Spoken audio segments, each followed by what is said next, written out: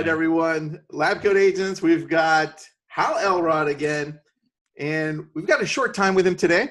So he's going to talk about mindset and about his great event coming up November 17th through the 19th in San Diego. So if you haven't signed up, check that out. What's the website before we start, Hal?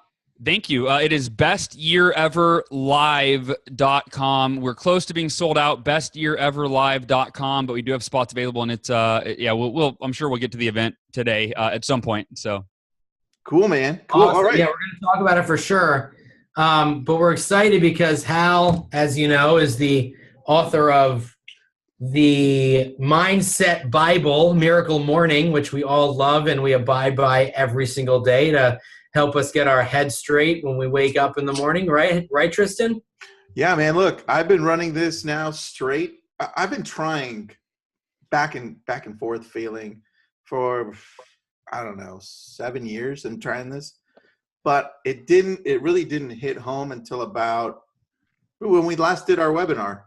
3 months ago? About 4 months ago? I said, I'm just going to do it this time. And straight, I've been on waking up 4:55 every day. Boom. Nice work. Dude, it is changing. It's like now I fit things in. I'm like, I can work out. I can plan my whole day. Yeah. And I'm spending time with my kids. And dude, it's life-changing. It really is. I'm so happy to hear that. And I get messages like that every day. And whether it's reading an Amazon review for the book or reading a book in the Miracle Morning Facebook, group or an email that comes straight to me. But it never gets old. I mean, it's to see that the impact that the Miracle Morning and has for people, all walks of life too. I mean, you're highly successful, but I've had college students email me and tell me that they went from a C average to an A average, 3.8 GPA after starting the Miracle Morning. So, I mean, I've really seen the whole spectrum of highly successful folks and people just starting out and people in struggle. I've seen a lot of people say Miracle Morning is what got them out of their depression, or I've heard people tell me it saved their marriage. All of the above. It's you know what's key here, though? I think that I'm noticing now that I'm about 3.5 months in is that I'm setting an example, and I didn't know I was. To my kids and my wife. So now my kids, I have my son now who's 6. He's waking up at 5:50. He comes over to the room and now he's doing jumping jacks with me as I'm working out. I'm like, awesome. This is insane, dude. I'm like, wow.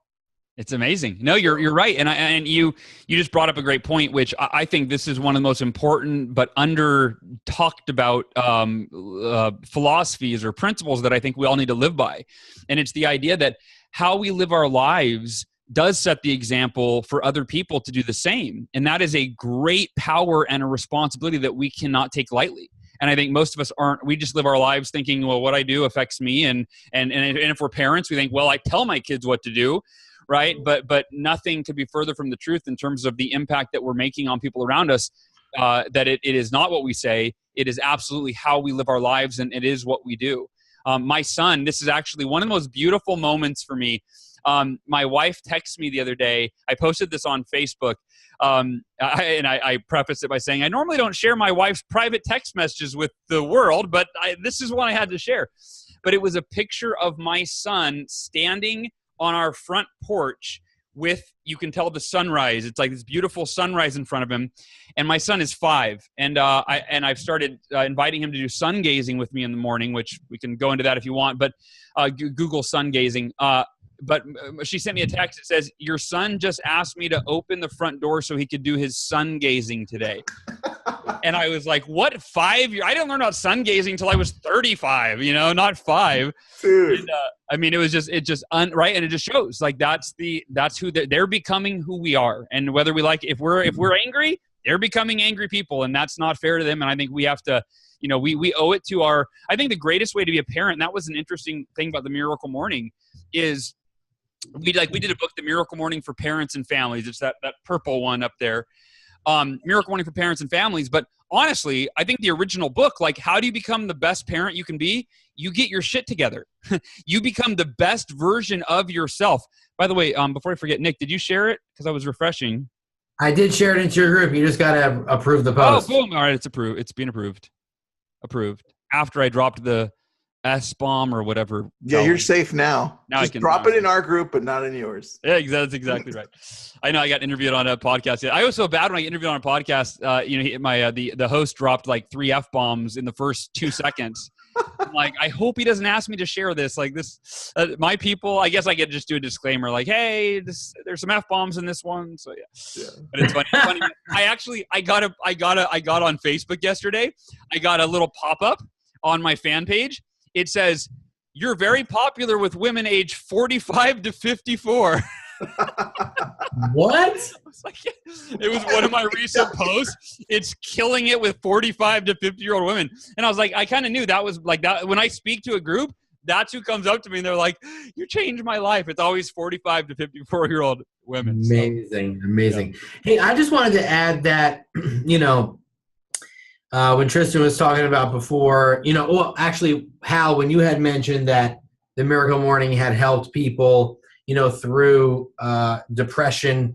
And I've been pretty candid in my life and in the Lab Code Agents group about my battle with depression and how I've been, medicated with antidepressants, and I see my psychiatrist twice a month. And, I have now been antidepressant free for about the last 9 months. Wow, congrats. Thank you. And a lot of that has to do with the aspects of Miracle Morning that I'm using, the meditation, writing down what I'm grateful for. And like, I try to do it in the morning, but my kids, are a little bit more rambunctious than Tristan's kids are like the most behaved kids I've ever met in my life. Like, seriously. So my 5-year-old is off the wall. So sometimes it's hard for me to do it that early in the morning, but when I get to the office, it's usually around 8:30.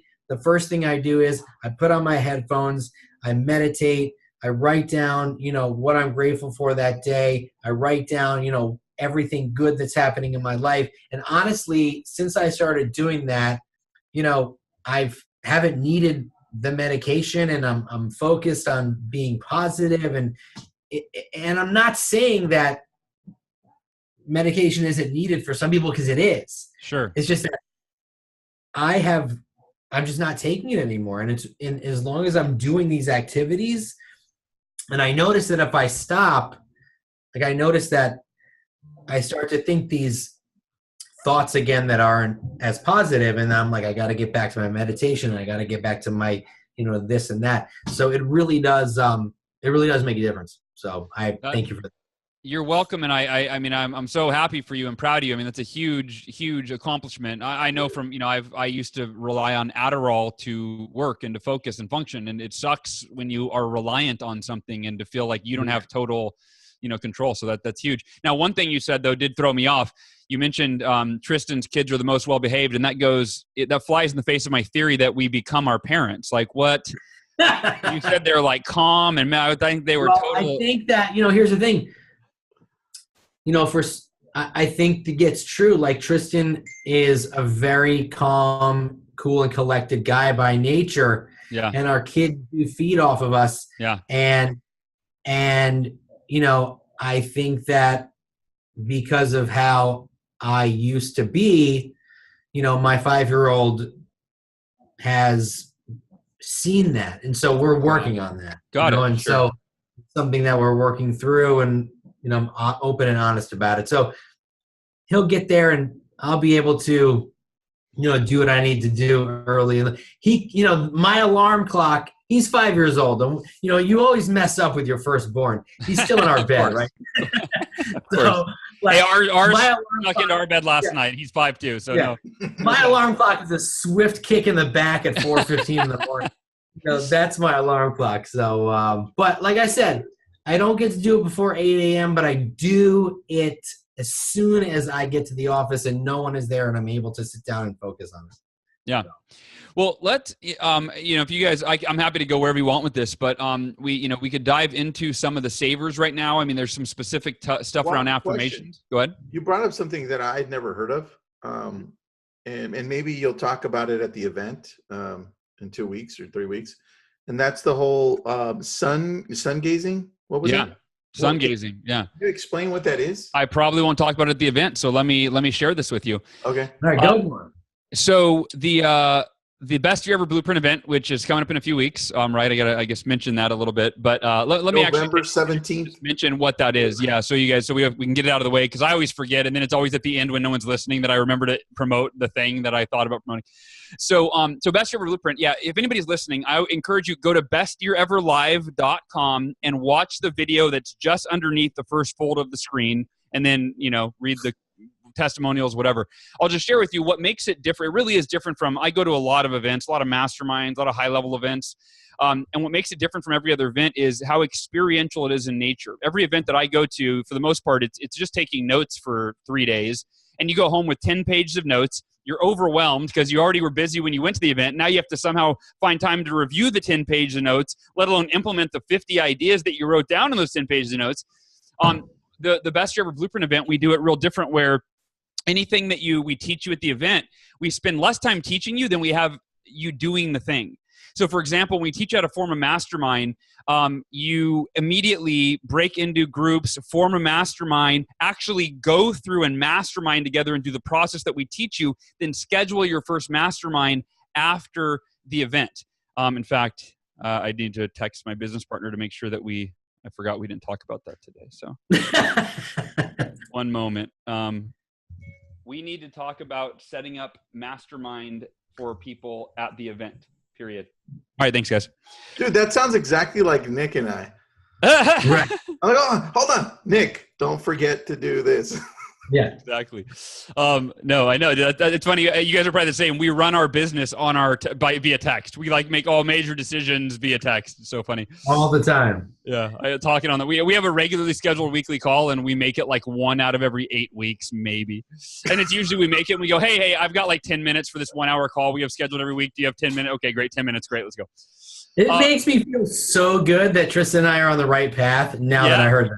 Exactly. No, that's it. That's the modern way of business partnership, I guess. But anyway, so the event's extraordinarily experiential, and we have live music the whole time. We've got entrepreneurial speakers on the first day. Anyway, so just go to bestyeareverlive.com, get all the details. If you want to join us, it's going to be awesome. I'd love to see you. And I missed last year because I had cancer, and I was in the hospital with my fingers crossed and my prayers being said, with my flight booked to the event, up until literally the morning of, and I was in so much pain. My face was swollen, kind of like now, that I canceled my flight, and I was in so much pain that I Skyped in for like 20 minutes, and that's all I could do, and then that was it. So, it's actually this year for me to be there it's like I tear up when I think about that I'll be seeing our community and everybody at the event. So, and Tristan will be at the event, right? I will be there, man. Yeah.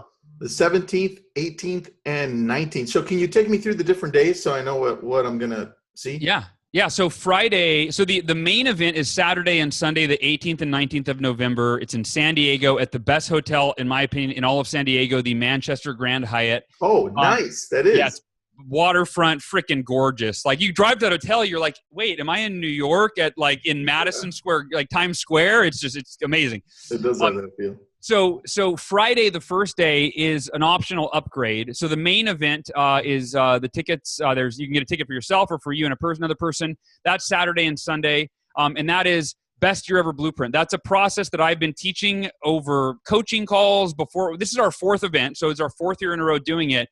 But before it was an event, it was a webinar, a teleseminar, and it was this kind of really, really different process that I created for my coaching clients on how to transition into the new year. How do you extract maximum value from the year that you just completed in terms of the lessons you're going to learn, what you're going to celebrate, who you've become, really articulating that, and then getting clear on what the highest vision you have for the next 12 months are, and then breaking that down, creating your vision, making some plans, and really leaving the event with more confidence and clarity than you've ever had before going into a new year, right? So that's kind of the main event, and that's Saturday and Sunday. Saturday night, we do something special, and we experimented with this. I don't know if it was the first year or the second year. It's been a great hit, though. A foundation that I'm a big supporter of called the Front Row Foundation. Kind of like Make-A-Wish. They send people that are braving life-threatening illnesses to the front row of the event of their dreams anywhere in the world. In fact, they're sending me to UFC this weekend. I've gone from being the #1 donor for the foundation to they actually are sending me as someone who is battling this potentially fatal cancer. I'm actually going to a UFC event in Madison Square Garden this weekend. So yeah, I'm excited. But so Saturday night at the event, we do a party for the Front Row Foundation. We have one recipient go up on stage and share. We do a live auction, which is a blast. We have great hors d'oeuvres and food. Everybody kind of dresses up. It's just really, so we put this charity auction in the middle of a personal development event. It was this huge experiment, this big risk. And the first year we did it, we raised $135,000 for the charity. And then last year, I think we topped that. And yeah, so it's been amazing. And then Friday, so the first day, Tristan, that you go there, and this is the upgrade. So you can either just go to the main event, the Saturday, Sunday event, and I almost forgot. What? Sunday morning, we are debuting the first ever screening of the Miracle Morning movie. Oh, yeah, you mentioned right. that. You did mention all that attendees. last time. Like, Nick is missing out on arguably the most important event of his life this year. No, I'm kidding. Nick, we love you. You're there in spirit. I don't want you to feel guilty at all. I love you. But yeah, we're going to show the movie. We're probably going to show 1 hour of the movie. That's about where we're at in the editing. So we're going to get like the best hour of the movie. Show that Sunday morning. So we're going to have a movie premiere Sunday morning at like 7 a.m., I think. And then Friday is Entrepreneur Day. And Entrepreneur Day is exactly what it sounds like. We bring in world-renowned, world-class entrepreneurs for and the people that attend that event, it'll be about 70% established entrepreneurs and about 30% people that are just getting started, or some that are like, I'm not even an entrepreneur yet, but I know I want to be. Or, you know what I mean? So like they're going just to be like, hey, teach me what do I do, you know? But it's going to be more high-level training. You know, they'll have to kind of catch up or whatever. It's going to be for the people that are there that are experienced entrepreneurs. So we're bringing in Joe Polish, who runs the Genius Network Mastermind. It's a mastermind. It's a $25,000 a year mastermind. He's got, I think, 200 members. If you do the math, it's like $4 million a year in revenue. That's one of his many things that he does. So Joe Polish will be there. Mike Koenigs. He's written many books. He sold 2 multi-million-dollar businesses. Dana Malstoff there. She's known as Boss Mom, wrote a book called Boss Mom. She's one of the most successful female entrepreneurs I know, growing her business so fast. What's cool is she's new. She started a couple years ago, and now she's got this huge community and this growing, this podcast and a book, and she's just crushing it. And then Pete Vargas, who's advancedyourreach.com. Pete Vargas teaches you how to book any stage and get paid high amounts of money on the front end and on the back end as a speaker, even if you've never been a speaker. So, wow. Anybody else? So we've got all these awesome, David Osborne, who has a net worth of $80 million. He's going to talk about how. Yeah, we know David. Oh, you know David? Yeah, of course. I don't know him personally. I know of him. Yeah. I know him personally. So I pulled the cancer card. I'm like, David, I have cancer. Oh, by the way, will you please, you've been asking what you can do to support my cancer journey. Can you speak at my event in a few months? I love it. Yeah. I mean, I joke about shamelessly pulling the cancer card when, hey, it's like, you got to benefit in any way you can from your adversity. That's how I feel. So that's the general. So that's the event. That's the overview. And thanks for asking for that, Tristan. And it was helpful for me to talk through it. Well, yeah, you gave us an overview. I actually wrote some of it down. Yeah. Perfect. So what else should we talk about?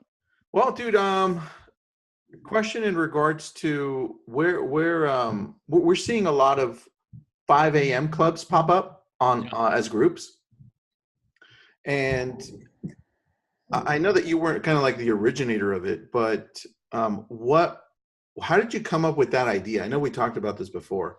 Yeah. So the short of it, I mean, like Robin Sharma had the 5 a.m. club for years, and in fact, it was interesting when I started writing the book.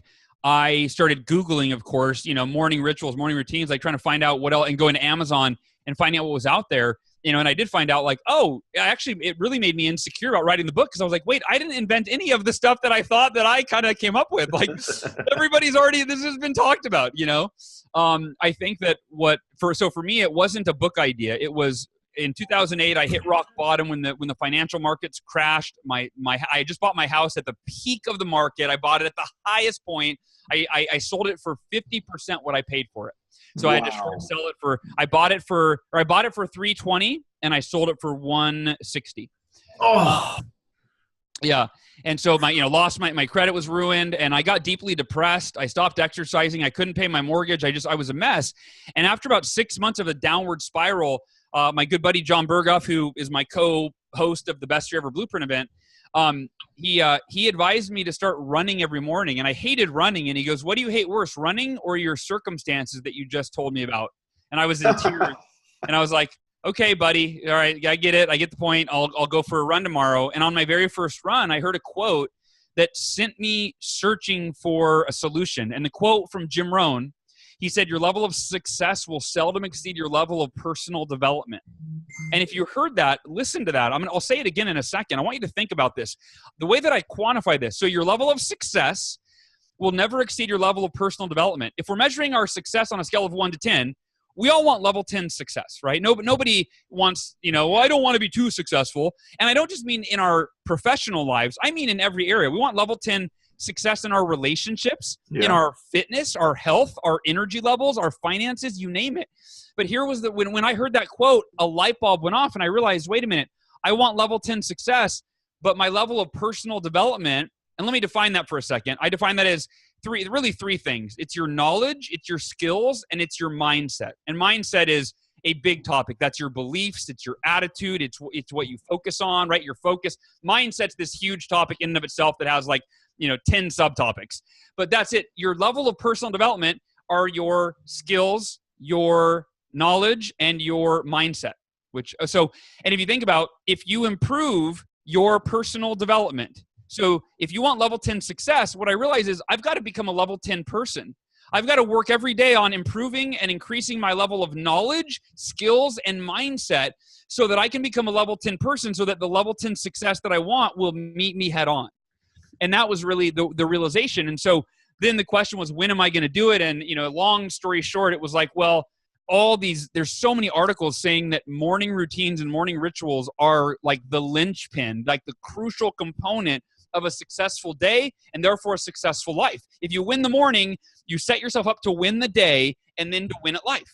And I wasn't a morning person, so it was scary to take the leap, but I thought I got to do something different if I want my life to be different. I woke up the next morning an hour earlier, which happened to be at 5 a.m. And that morning I was horrible at my I made up the Miracle Morning. It involves 6 practices that are an acronym SAVERS: silence, affirmations, visualization, exercise, reading, and scribing, which is a fancy word for journaling. Now, if you go back through history and you study the world's most successful people, whether it's professional athletes or CEOs, you find that almost all of them swear by at least one of those 6 practices.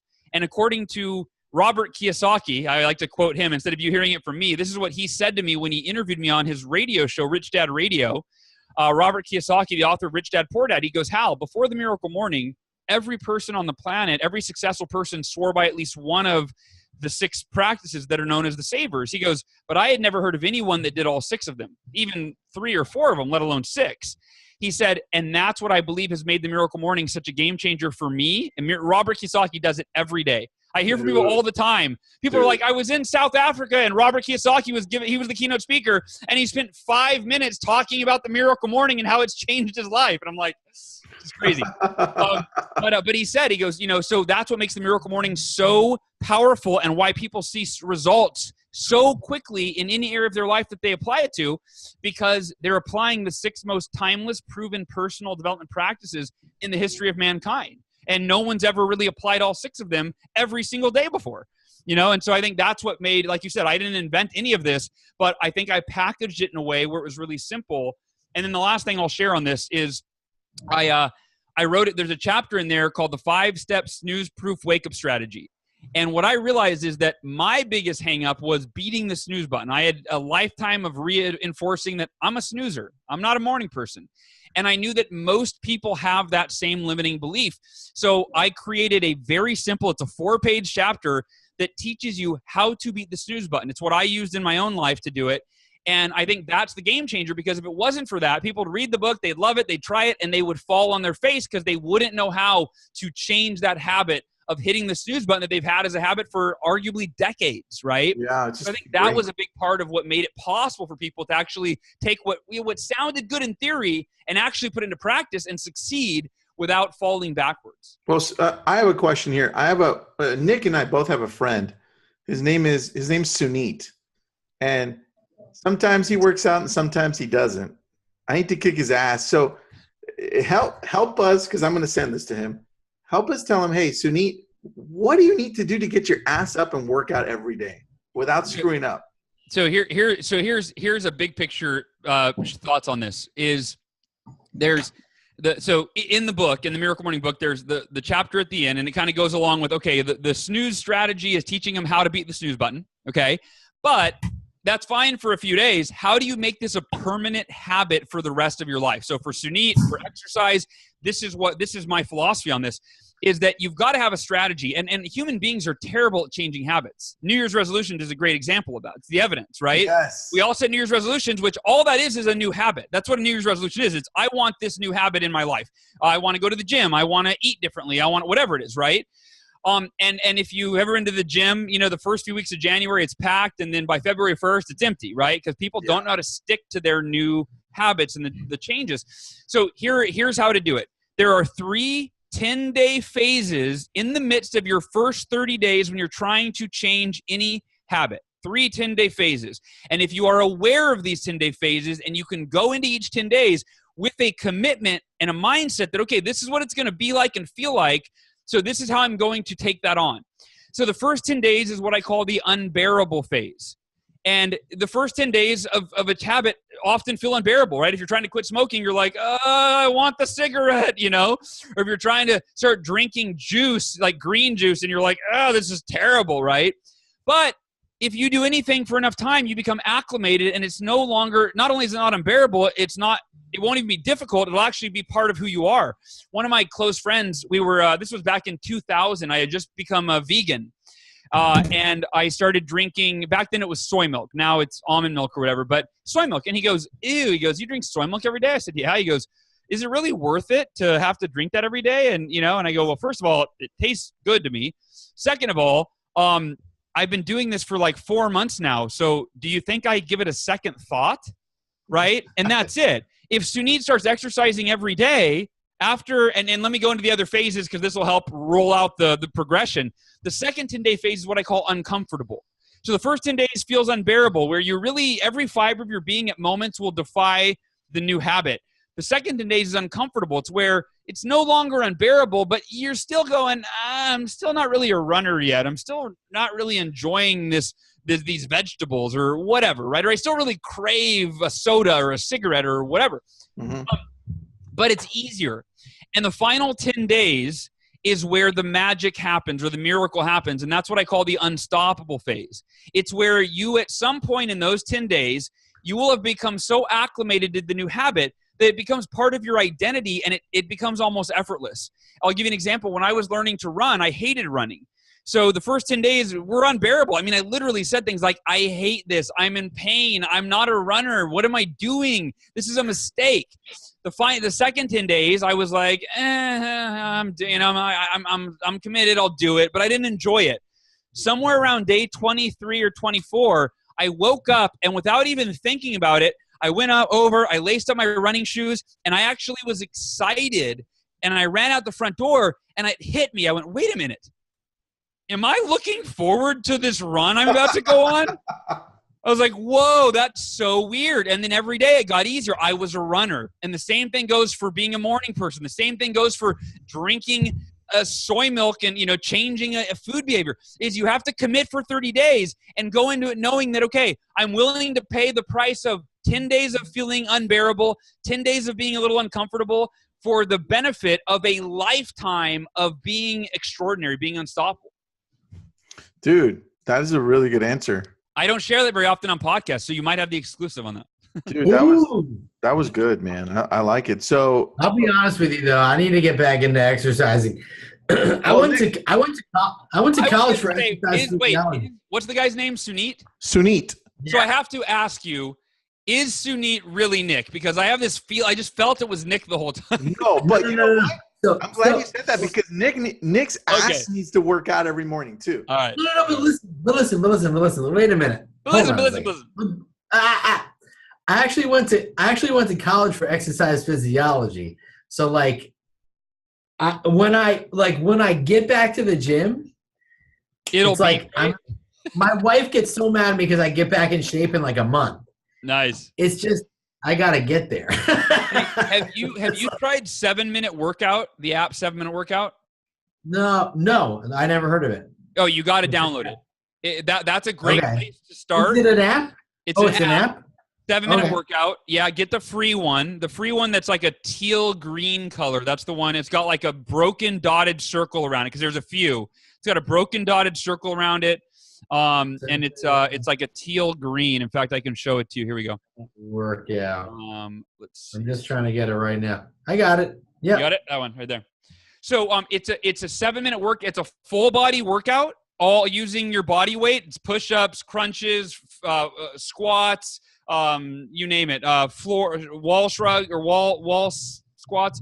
But anyway, it's 30 seconds per exercise with 10 seconds of rest. So the beauty of it is I get bored fast. So it's like, oh, I can do anything for 30 seconds and then I get to rest. Oh, cool. So like it keeps your brain really stimulated. And to your point, Tristan, my son Halston, I got him onto it, and he actually more often than not, he's my accountability, which is he comes and says, Daddy, let's do 7-minute workout. And the last thing I wanted to say for your buddy, Sunit. Close enough. Sunit is that whatever you just said. Get accountability. That's the other piece is we will let ourselves down, more often than not. So you've got to have some form of accountability. Make a public declaration on Facebook that says, hey, I'm going to announce every morning at this time that I'm doing my workout, right? Or get a partner, accountability partner, a group, or ask on Facebook, who else wants to hold it to the accountable? That accountability piece can often be the difference maker between either whether you follow through or you don't. Dude. I could probably do the 7-minute workout with my kid because my kid actually loves doing yoga. He'll love it. There's a YouTube channel for kids. I wish I could. Yes, Cosmic Kid Yoga. Greatest thing ever. Yeah. The kid, he loves it, man. So, I mean, I could probably do this 7 minutes with him every morning, which would be awesome. Totally. And and the great thing, it's an app so you can, when you're on the road, when you're traveling, when you're even at the office, like I'll do it on my lunch break sometimes, but I don't get it done in the morning. That's pretty sweet. Okay, cool. I'm downloading it right now. I'm going to do it. Cool. I'm going to do it. How? Way to go, Sunit. I mean, Nick. I'm just kidding. How? Question. Amanda, Amanda. Tristan's like, I'm asking for a friend. Exactly. Amanda Todd's she actually introduced us to the full concept of what you do. We had seen the book before, but it wasn't until we really talked to her and saw her life change that we really, really thought about it deeper. And we're like, whoa, this is definitely different. Yeah. So she went to your event, right, a year ago. Yeah. She absolutely loved it, man. So I'm excited to go. I'm really excited to go. So, I mean, what would you say is a big aha that most people get? I think that there's a lot. We really go deep, and I think the biggest aha to them is like, holy crap, I didn't know we were going to be going this deep, And when I say deep, I don't mean that we tap into things people are insecure about or afraid of. More so, we just talk about like we really get clear on people's purpose in life. We help you get clear on your purpose in life, and I think that's one that really takes people to a deep level. We also really go deep into gratitude, and we've got a few different exercises and sessions and speakers that all handle like different parts of gratitude, because I really believe that our quality of life is very often in direct proportion to the amount of gratitude that we are present to in our lives, right? It's like we always say all the stuff to be grateful for. How grateful we are really determines how happy we are. Dude, I'm kind of scared. Seriously, I'm kind of scared to go and then come back and be like, wow, it's just, I've been to these events before, but I'm just kind of scared of yours in a good way. In a good way. It'll be good. It'll be good. How I brought in Sunit. Look, Sunit. Just so you can bust his ass and have him work out every single day. And Sunit. I gave you personal coaching earlier, thanks to your buddies here, Nick and Tristan. I gave you personal coaching. So go back if you weren't watching, rewatch the webinar. Hal's calling you out for like 40 minutes straight. In a friendly, loving way. This whole webinar was about how Sunit doesn't get off his ass to work out. I didn't believe you were real, Sunit. When these guys were saying Sunit doesn't exercise regularly, I'm like, which one of you is Sunit, Chris? Is it Tristan or Nick? Yeah. And Hal's like, I have a feeling that Sunit is actually code name for Nick. I'm like, no, bring him on. Yeah, that's funny. All right, Hal, I better then, get going, guys. Any last words of wisdom? honestly, Well, I would like you to give. No, I would like Hal Go to ahead. give direct words of wisdom to Sunit now that he's face to face. Sunit, distance yourself from these guys as soon as possible, and life will instantly improve. No, I'm kidding. That is probably true. True. Let me say one thing, that Tristan every morning at 5:30 giving me crap has helped to motivate me 100%. So I think that part So, Sunit, here you go. Here's something I'll add to the conversation and a resource that I didn't mention yet, which is, so Sunit, I gave the strategy earlier on how to change any habit in 30 days, how to start exercising or whatever. Well, we have something that we launched last year called the Best Month Ever Challenge.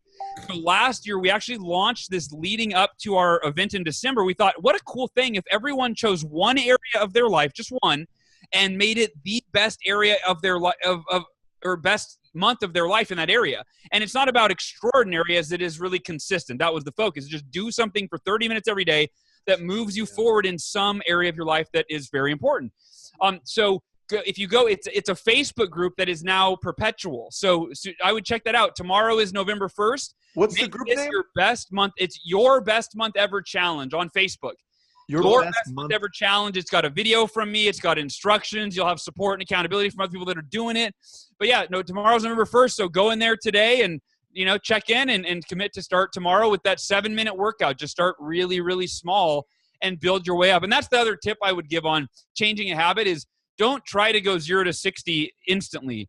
Like start with literally one strategy that I've used for with exercise when I had fallen off was exercise 1 minute a day and increase it by 1 minute every day. So by the end of the month, I was at a half an hour. But I started out, I did 1 minute for the first day. How easy is that? You don't have to have a lot of discipline or willpower or motivation to do 1 minute of exercise, right? So, Yeah. And then the next day was 2 minutes. That's not too hard. 3 minutes, not too hard, right? And it was so gradual. So that's really a beautiful, I think, strategy, which I didn't invent, but just that gradually baby stepping your way into making a change versus going, I'm all in tomorrow. I'm going to the gym. I'm going to go for an hour. I'm going to run on the treadmill for an hour. Take it easy and be gentle with yourself. Hold on a second. An entire minute or like A 7-second workout, Dre. You should invent that. Nick, 7-second I just workout. downloaded the 7-minute workout. That's way too long. Way too long, yeah. Listen, before we go, let's just give Hal another plug for his event, which is happening in a couple weeks on the 17th, 18th, and 19th. It's called The Best Year Ever Live. It's called the Best Year Ever Blueprint, but the website is bestyeareverlive.com. Okay, bestyeareverlive.com. And Tristan's going. I wish I could go. I'm not going to be able to make it. Maybe Sunit can go in my place.